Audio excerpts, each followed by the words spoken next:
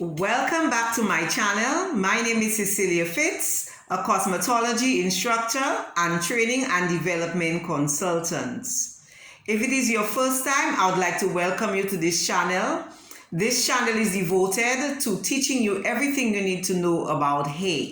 So we will understand the study and science of the hair. Today we are going to be looking at the various textures of the hair. Now, many people mistake hair texture for hair density. In essence, what I am saying, people mistake the textures of the hair for the amount of hair that a person have on their head. So most times in the salon, I see young cosmetologists, if a client comes in and their hair is very densely populated with hair, the first thing they will say is that this person's hair is coarse.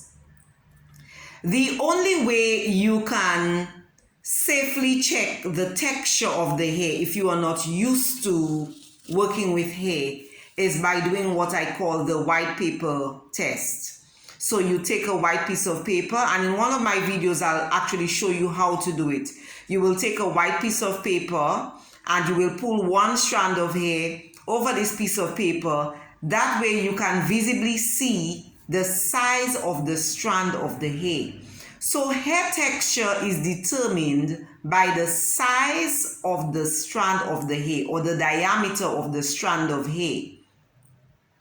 If the strand of hair is very thick, we say that the hair is coarse.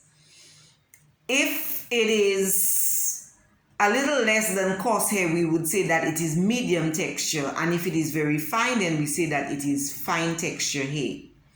Now, anybody can have a lot of density in the hair, what you would call body or volume. So you may have a person who have fine texture hair. That means the strand of the hair is very fine, but the head consists of a lot of strands of hair, making the hair appear coarse to your naked eyes. You may also have an individual who have very coarse hair, but very little strands. That means the hair is not as populated with lots of strands of hair. And so we would say in that case that the person's hair is fine. But when you do the paper test or you examine the strand of hair, you will begin to understand that this person's hair is actually coarse hair, but they do not have a lot of strands of hair on their head. So when you are going to be doing your hair and scalp analysis, do not mistake the density of the hair for the hair texture. The hair texture can only be determined by the size of the strand of hair.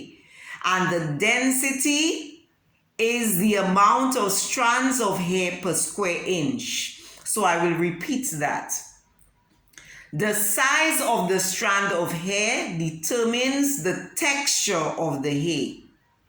The density of the hair can only be measured by the amount of strands of hair per square inch.